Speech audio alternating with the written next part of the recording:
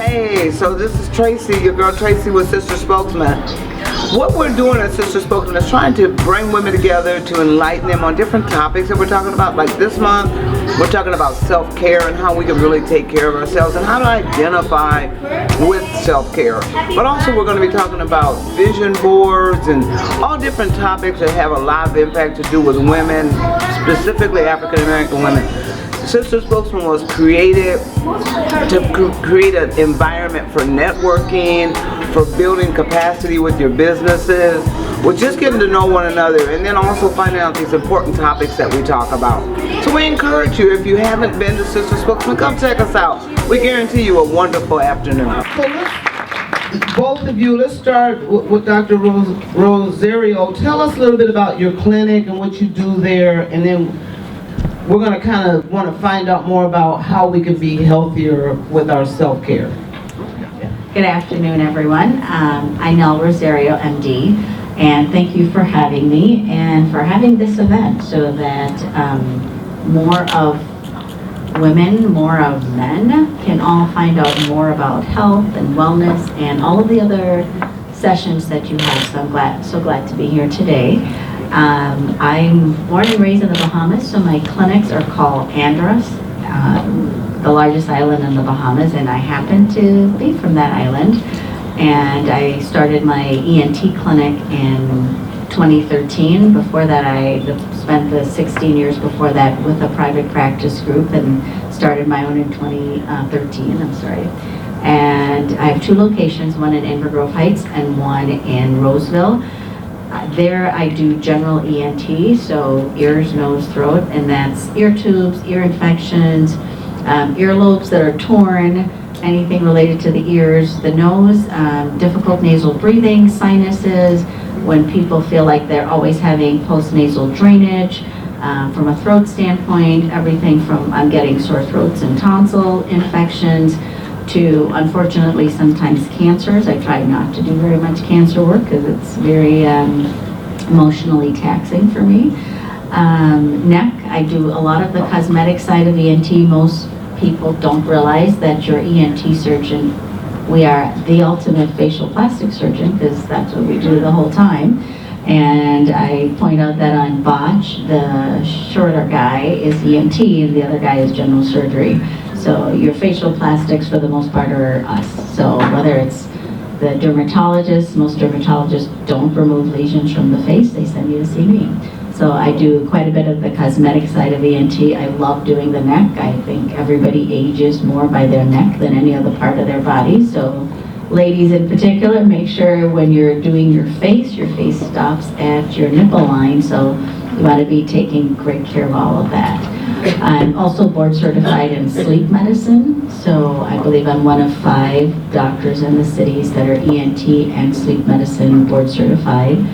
And we'll talk more about sleep and wellness today because it is the foundation of everything, in short. So thank you guys for being here.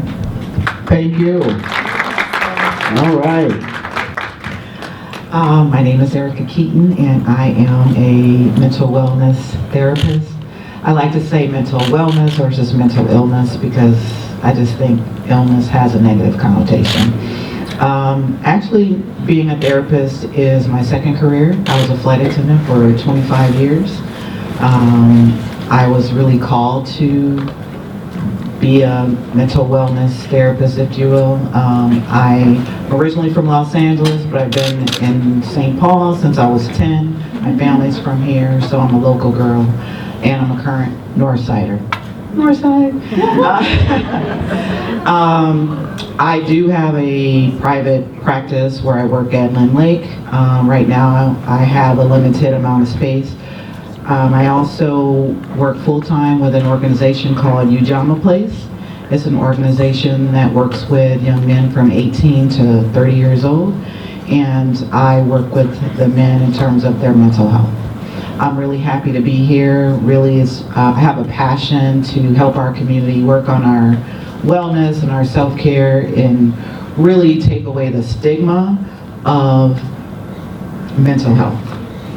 So thank you all for being here, and thank you for having me. Well, thank you to both. So Erica, as long as you got the mic near your hand anyhow, let's start off with you. What is self-care? We talk about self-care all the time, and it's kind of like one is thinking maybe that I'm going to take care of myself, but what more is it to self-care? You know, when I think about self-care, I think about loving yourself. What are the things that you're doing that says that I love me? We take so much time, especially as women, taking care of everybody else, that we don't take time to pour into ourselves, and then our cup is empty. And so what does that mean? That means doing things that you enjoy, things that bring you happiness, that whether that's dancing, whether that's walking in the park, just taking some time to just recharge. That's what I feel like self-care is. It's not like shopping or, you know, nails, that's great, getting your hair done, that makes you feel good. But what are the things that make you feel good in your spirit? You know, and for me, you can find me on the beach anywhere, and that recharges me.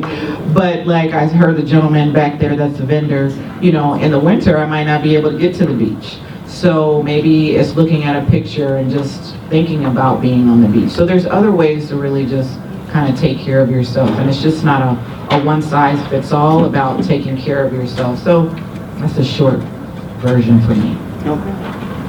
So what do you think is self-care in your profession? How do we self-care when we come and see you?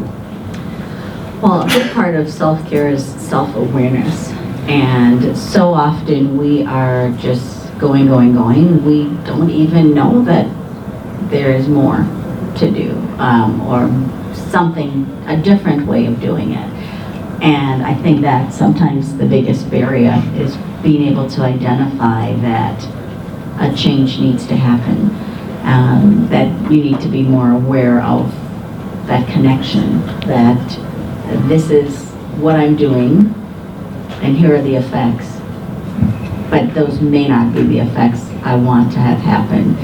And so I think self-care starts with self-awareness and being open to what could be, and I think that starts with modeling. And that's why it's so important to have both of us up here and to have what looks on TV. Like, I mean, it starts with, you know, what do we watch, what do we do, and seeing on television that, for me, I still remember the Cosby Show, and I thought, that isn't possible. Like, you have a black doctor and you have a black lawyer. So, again, being aware, being able to then say, these are things that I'd like to model. And so that's kind of the external goals in a way. And from a health standpoint, I honestly believe that your core of self-care, self-awareness starts with getting great sleep. And we see that model in kids, you know, when you have a little toddler that is absolutely acting out and you want to string them up and you go, oh, they missed their naps, right? And you realize then the impact of not having great sleep on your mental health, and that translates into everything else. So I would say self-care for me is being aware and getting great sleep. Perfect. So, and either of you can answer these questions as I move forward. So, what are the signs that we're, you know, of taking care of ourselves? So we know that we need to be aware, but then if we're not, if we just keep going because we think we're super women, we think we've got this energy, you know, I'm one of them people that Really? I just go until I pass out. So I don't know that I'm doing self-care or I need self-care. I feel like I'm fine. So what's the signs? How do we know that we are at that breaking point and that we need to now apply self-care? Well, I'll start for the medical part, but I know you will hit on the other medical part of it. So for me, what I see with patients is the escalating weight. Believe it or not, when you are stressed out and you are just running, your metabolism slows way down. your body is going, wait a minute, I'm going to take a rest here while you keep going.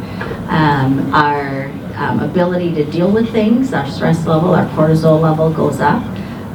We end up starting on more medications. We have issues with blood pressure. We start to have issues with chest pains. We have abdominal pain. So the body will tell us a lot of different symptoms that sometimes we'll push right through those as well until we end up with a heart attack or a stroke. And so I would say kind of being aware is if you suddenly are going, can't do as much as I can outside of, the normal aging, but now I've got more issues with my blood pressure, irrespective of family history. I'm having chest pain, I'm having abdominal symptoms that I can't quite explain. I would say those are all signs that the body is saying, slow down, or even kind of that short fuse where everything gets you off and you just can't deal with it, or you're feeling in your day-to-day life that you're daydreaming about somewhere else. Those would, I say, all be signs of, okay, need to slow down, need to be more reflective, see someone to talk about it. From a medical standpoint, you're seeing your medical doctor to check your blood pressure, to check your cholesterol, and just kind of do that physical exam as to, how do we make your physical self better. I think to Tracy's point, sometimes we don't know, especially I would say as Black women, we're so used to going, the modeling of going, it's like you get used to being not well. And some of the signs is, I'm tired, I'm depressed, I don't feel like doing it.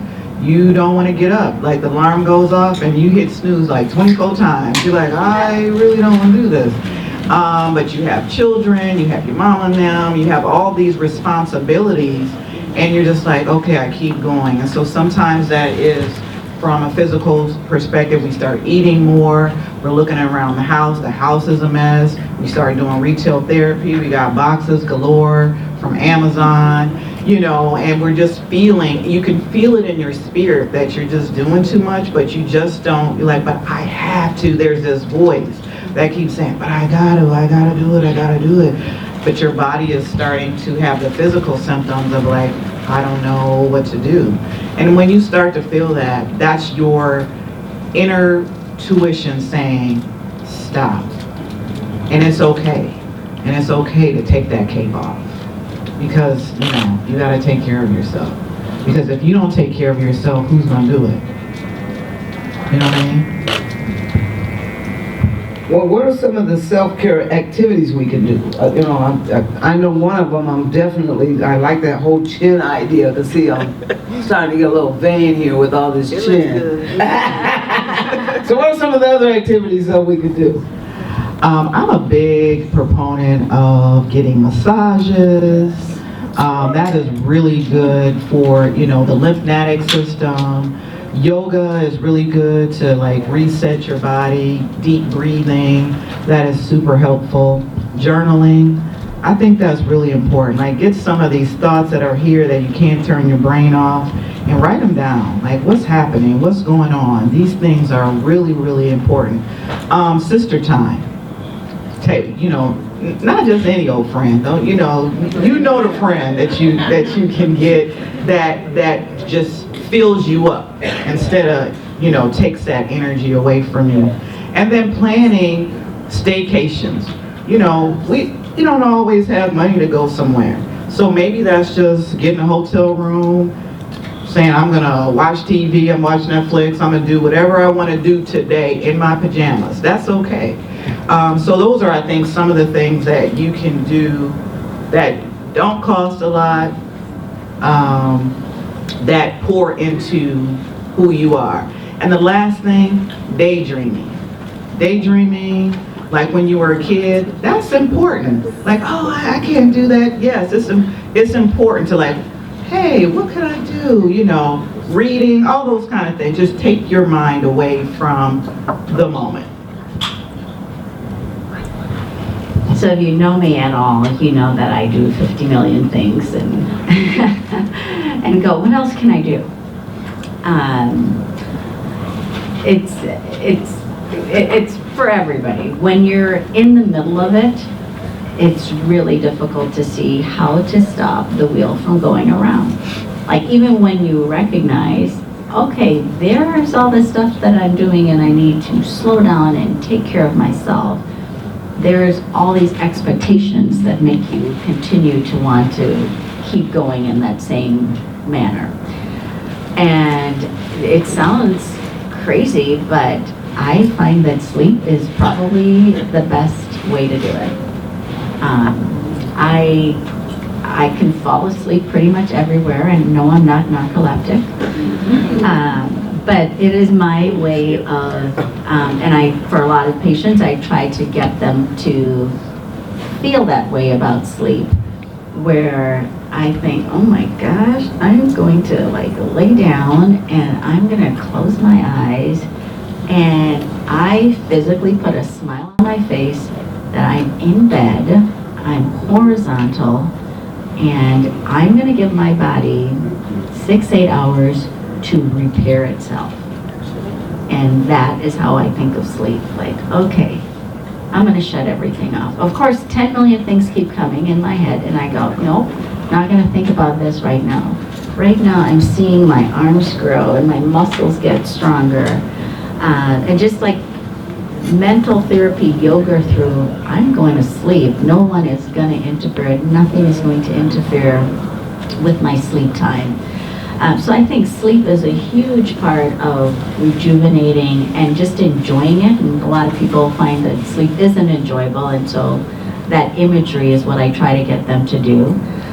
For me, I obviously have a great table here. If you guys haven't been here, my massage therapist is also amazing. I guarantee you, like, the best massage you've ever had, and that's by 1,000,001 people going, Helen, okay? She's got the gift.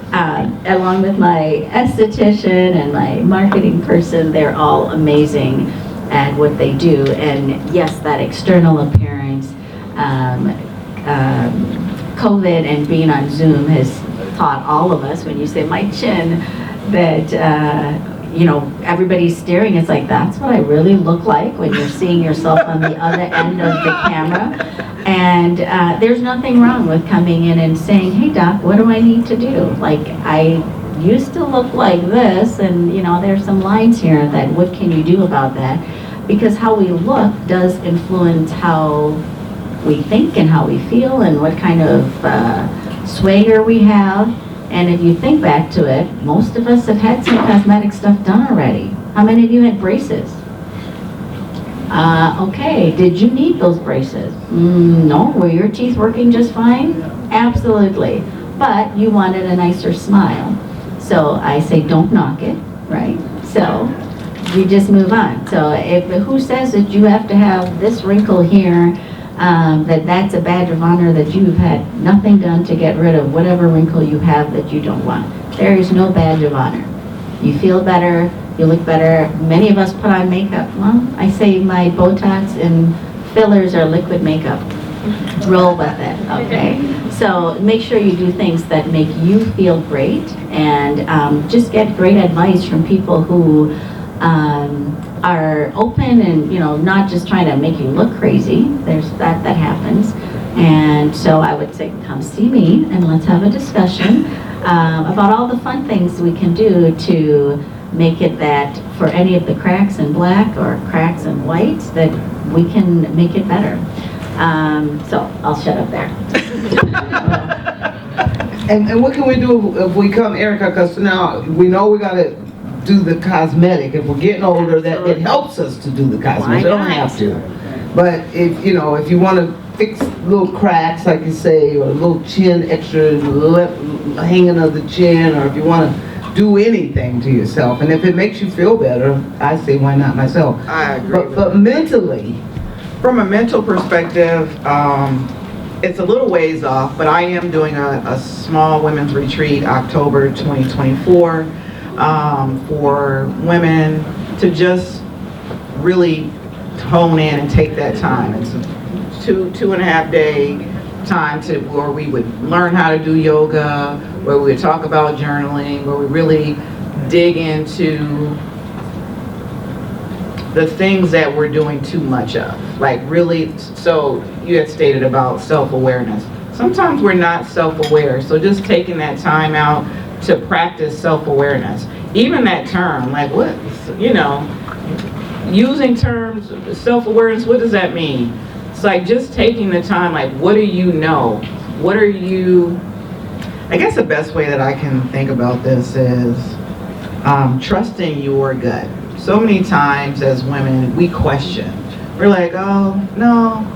We just excuse things away. So from a mental wellness perspective, for me, it's about trusting your intuition, trusting what is happening, trusting that you don't feel well. Like if you go to the doctor and you say, doctor, hey, you know, I got this pain in my side. And the doctor says, oh no, there's nothing wrong with me.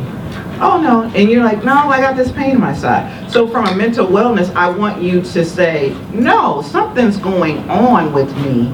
I know something's going on with me and I need to address that. That could be someone in your life. That could be, you know, if you're in the sandwich stage, which I am, I have a, you know, empty nest syndrome and then mom aging. So you have to know like what is happening with you that you're not fully yourself. So practicing that, I guess, from a mental health perspective. I don't know if that helps. I'm answering that question. Well, I think it does. I mean, it's identifying. I think some of what you're saying is identifying, and I think the retreat's going to be great. Identifying depression, Yeah. identifying anxiety, identifying what you need to do to address those things. And sometimes it's not always medication, you know? So, or self-medication, and identifying how we self-medicate. And I think, you know, Dr. Rosario was saying, going into talking about the sleep and how your sleep habits are affected. And I don't think people realize that that's as simple as that. It's just not getting the right amount of sleep, or maybe we can't. I'm like you. I have literally fallen asleep standing up. Yep. So I have no problem with sleep. But for those that do, or they're not sleeping good, I mean, what does that effect have on their self-care?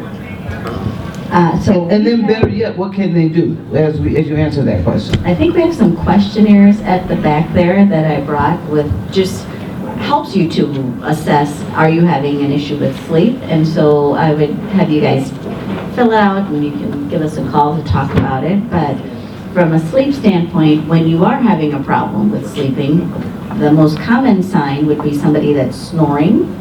And you know, they can snore and wake the rest of the house, or if you hear them snoring and where they snore and they might kind of jolt awake where they're actually having an apnea. And an apnea would be that time where they have cessation of breathing, so stop breathing.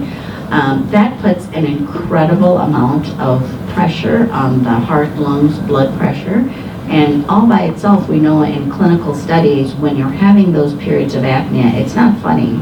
It is terrible for your blood vessels, for your brain oxygen.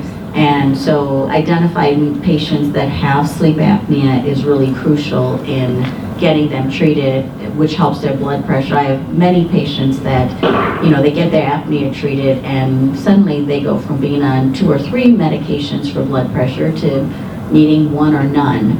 So, you know, it's audible, and if you just wake up and you're tired when you wake up. Waking up should be, you feel refreshed.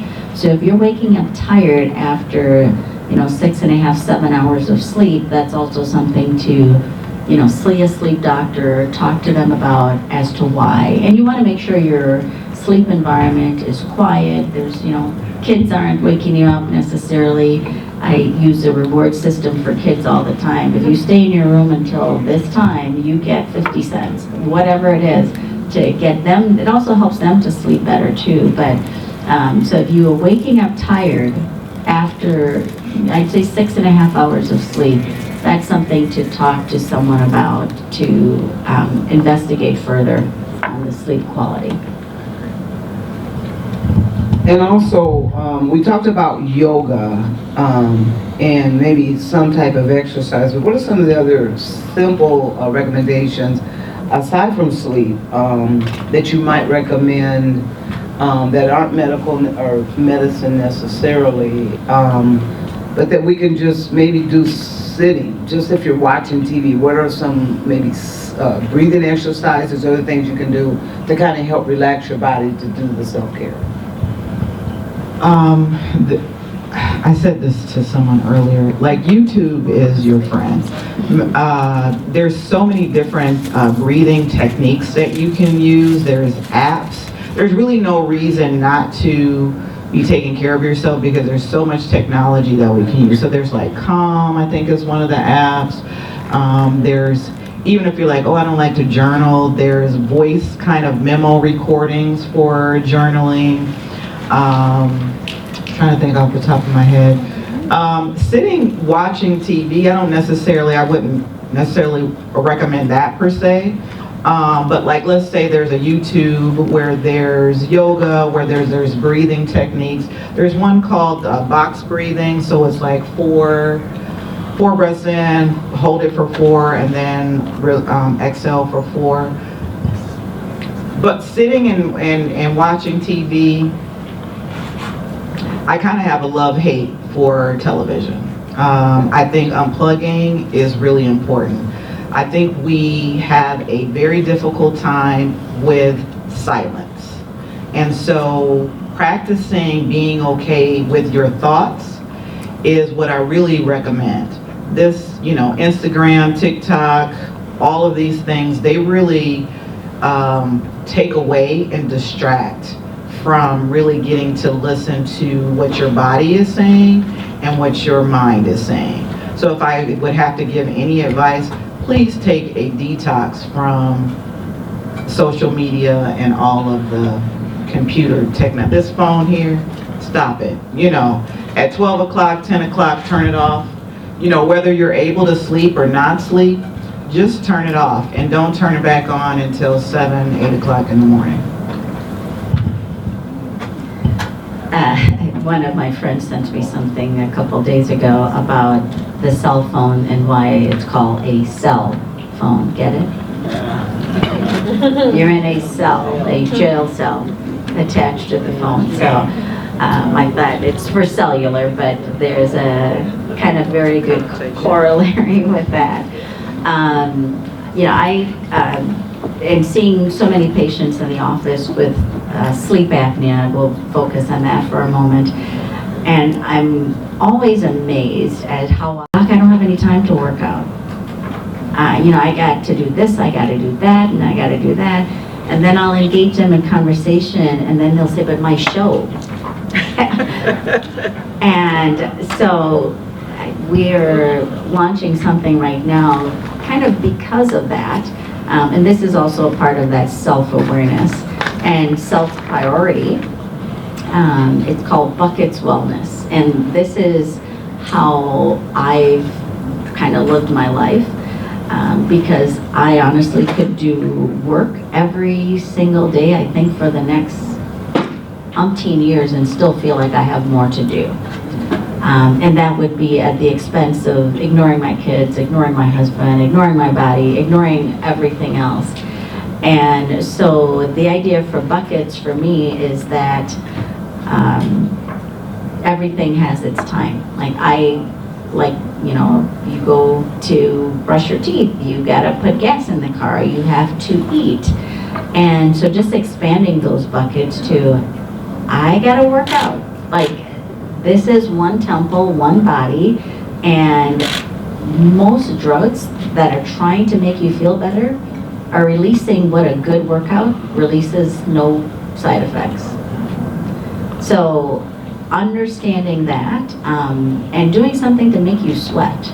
If you don't want to sweat, then in a pool, swimming is great exercise, probably the best exercise you can do because it's easy on your joint. And so many of the medications we're giving you for your blood pressure, for anxiety, depression, a good swim, a good workout, you got it. You got the serotonin that's needed. So I'm always trying to emphasize to my patients when they tell me I don't have any time to really look at what they are spending time on and then prioritize. I'll usually tell them start with 10 minutes a day. 10 minutes sounds like a short amount of time, because it is, that there's no reason why you can't do 10 minutes of a sit-up. Their Beachbody, one of my favorite places, have a 10 minutes with Tony Horton. Put one of those on as a tape and just tell yourself 10 minutes a day, and you will naturally expand from there. But we have to admit that you got to move it. You got to use the body for it to function like it should. And then from an eating standpoint too, so many of the food we eat are not great for us. They may taste good. And so, trying to make sure and balance the difference between what I like to eat and what my body is really needing. And that's a much harder one because, who doesn't like carbs, right? Carbs like us too. And then the other part of wellness is hearing. We haven't mentioned hearing at all. And it's also something that gets very ignored. However, outside of family history of dementia, Alzheimer, not hearing is the #1 risk factor for dementia, Alzheimer. So you don't want to get your hearing aids when you're like, huh? You want to get your hearing aids as your hearing starts to come down, so you keep that brain well stimulated. And if you think about listening right now, right? So one area of your brain is going, what is she saying? Okay, I remember those words. How does she sound? Okay, how does that make me feel? Another area is going, you're going to nod. Another area is going, okay, you're going to remember this, and what are you going to say in response? So when you're hearing sound and communicating, your brain is being stimulated completely in a way that nothing else does. So over 55, you should get your hearing tested. If you have ringing or noise in your ears, you should definitely get your hearing tested. If you feel like, oh, one ear doesn't hear as well as the other, get your hearing tested. So from an ENT standpoint, I feel privileged to say, we have the two foundations of these are the things that are going to make everything else better. And you want to hear when people are talking about you too. I definitely want to piggyback off of that. And exercise is so important.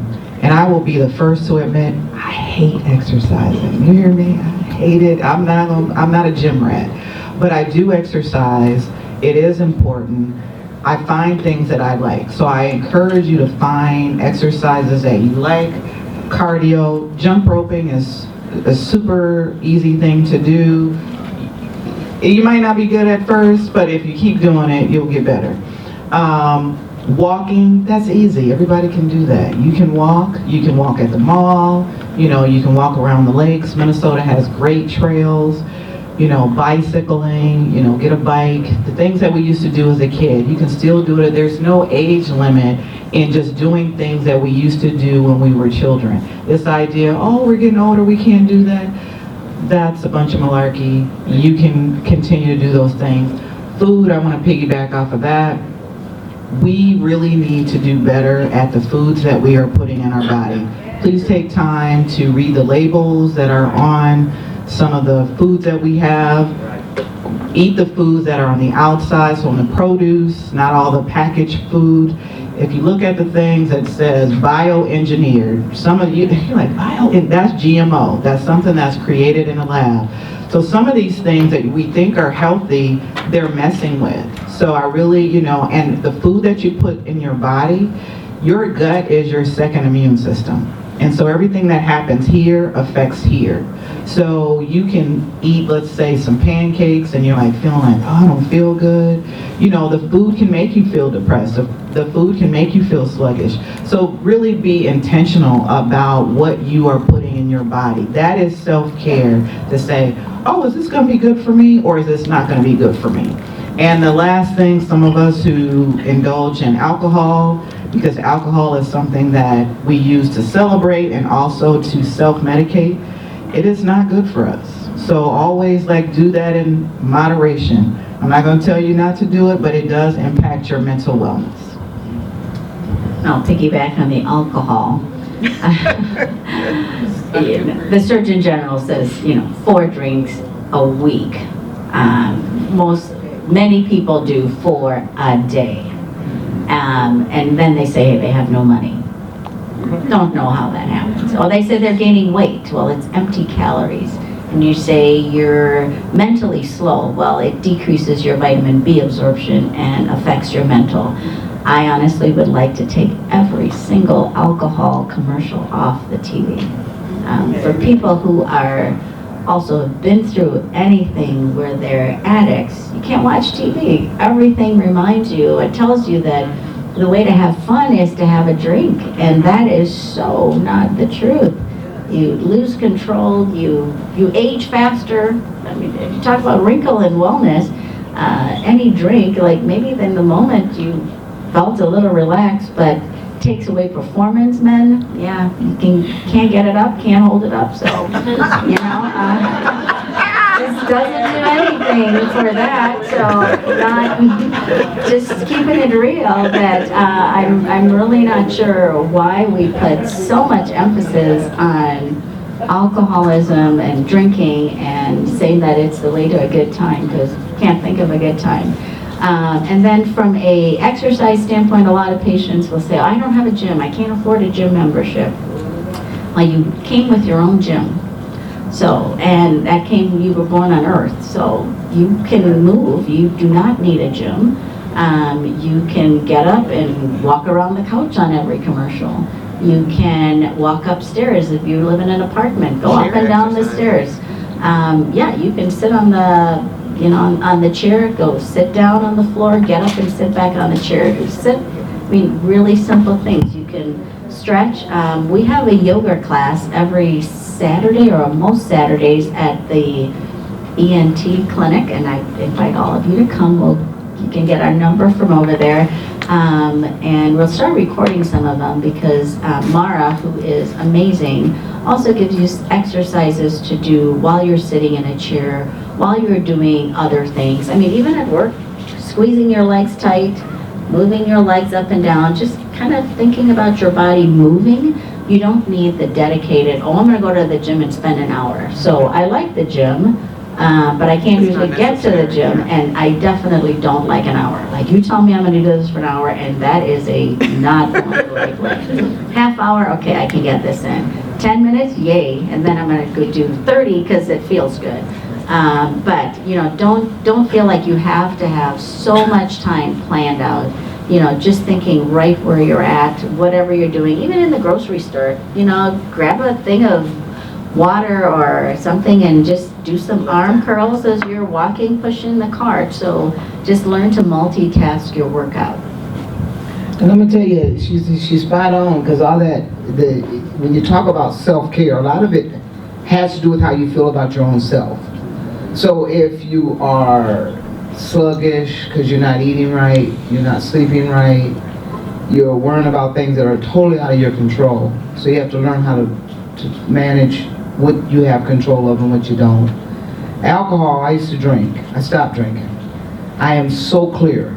I am so focused. I am so happy, because it was bogging me down more than I ever realized. I exercise now, not every day, all day long. I've lost 50 pounds since I think the start of last year.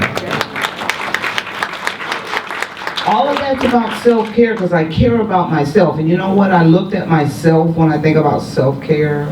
And I have 2 grandsons. One's 8 and one's 13.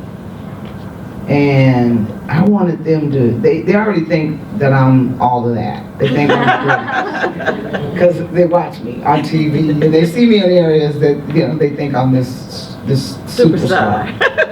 And I had to remind them I'm just their gaga.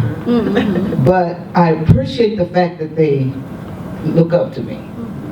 And so I wanted to care about myself enough for them to have a gaga to be proud of.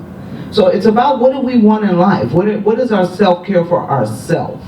And what motivates us? And sometimes we forget just to look at the simple things, like, who really loves you? If it's just you, that's good enough. So then love yourself enough to take care of yourself. So take 5 minutes and exercise. It's no big deal to wake up in the morning and sit in a chair. If you got a phone, who don't have a phone in here? See, that's what I thought. Everybody's got a phone in here. They got exercises on YouTube, 5-minute exercises with a chair. And there are these guys that are all buffed and they look great, so you get some eye candy while you're doing it, ladies. So you get to watch this buff guy showing you how to do these really cool exercises, but it's 5 minutes. Who don't have 5 minutes to take? Remember, this is taking care of yourself. This isn't you taking 5 minutes to help somebody else, to help some ungrateful friend, to help some ungrateful man that ain't happy that you helping him at all. It's about yourself. So today we're talking self-care, right? So we got to remember all the things that we can do that are very simple, that are simple enough for us to do to take care of ourselves. And then just take a minute to go take yourself out to dinner every now and again. It's okay to just say, I'm going to go have dinner. And I think I like the girl time. Me and my girl went out the other day for dinner, and we actually went, my guy over there, he doesn't like the fact that I went with where we started our dating at, and we had a great time, and me and my girl were sitting there, we're just laughing, and when we got ready to leave, we're like, we just had a really good time. And you know what I had for my cocktail? I said, let's go to cocktails. I had a Heineken Zero. You know, it's not even alcohol, but I went, it was my form of a beer. But I had a great time with no alcohol involved. So I think we got to realize these simple things that we can do when we think about self-care. Don't make it so hard. Like my guests here today, they're saying it's simple things you can do. You can sit in a chair. You can exercise by walking. You can then, if you have a little extra money, that you can go and get some of your cosmetic things done that's going to make you feel better. That's not something bad to do. Do it, you know, just enjoy your life, but self-care is important. I wanted to see, we had these little pieces of paper on everybody's table. If you guys got any questions, we got about 5 minutes that we want to make sure we've answered any questions that anybody in the audience might have. You can write them also down. interject next, is it Friday, December 8th? So one of the docs at our clinic, Dr. Cynthia Woods, who is an endocrinologist, will be having an open house discussion, and it'll be Zoomed as well, talking about semaglutide. Everybody's heard about, using that for weight loss, and she is an endocrinologist, so that is the specialist that would manage that. Is that the new medicine that's out that's kind of taken over Ozempic? Yeah, it's the type of Ozempic, and so we'll be having that on the 8th, I think it's Friday the 8th, like 4 to 6, and she'll be talking about like what are the benefits, what are some of the other types of medications that can be used for weight loss. I was never on the bandwagon for any of them in the past, and this has definitely been the most, like almost no real negative side effects. So I finally went, okay, this might work for people to go on. Well, it's something to definitely check into. I mean, we all have different ways of losing weight. That's just one of many. Push back from the table, exercise is the start. But if that don't help, sometimes them type of medications are something that you might want to take a look at. I have a question. Okay, go ahead. Did you have it written down already? No. Okay, we'll go ahead and take it. What can you do to help a young kid who's suffering from not getting enough sleep? 8-year-old. They snoring? Well, he's my grandson. I don't know.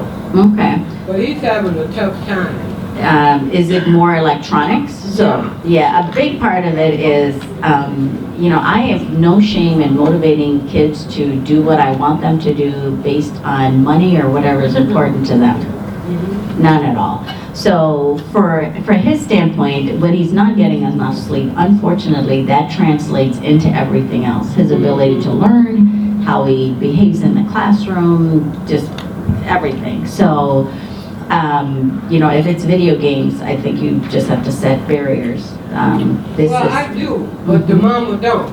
Yeah. And so you need to get her on board to say, do you want to keep paying for his everything? Yeah, because it's affecting his learning and even on the bus. Yeah? You know, so I just want to help him. I'm happy to see him check his airway out, make sure there's no obstruction. And, you know, I'm sure you do family counseling to help with setting those boundaries and parameters and enforcing them. And I think people do well with rewards. So, you know, hey, if you do this in grades in school, if you go to bed by this time, then when you come home, you can have this amount of time with your, you know, device. So I think you just have to set those parameters. Thank you. I do not work with families, I only work with individuals. Oh, okay. But you can refer them to families. I can refer. Yeah, we can get you to some help. Yes. Yes, Barbara Sanders is my name. And I had stage 4 throat cancer, and for the ENT doctor, and for my skin. What would some of the things that you recommend? Because I do use a lot of facial stuff, no makeup anymore. But yeah. So for skin in general, if you're not taking like your omegas, the fish oil type thing, like when you look at the Caribbean people and you think, oh, how does your skin look so great? So you want the omegas, you want the fish oil, which is great just from vascularity standpoint. So stage 4, usually we do surgery and radiation. I did chemo and radiation. Yeah, so with the chemo and radiation, both of those are really, really hard on the body and on the skin in general and drying out because you kind of destroy so many of the blood vessels that would, help with perfusion.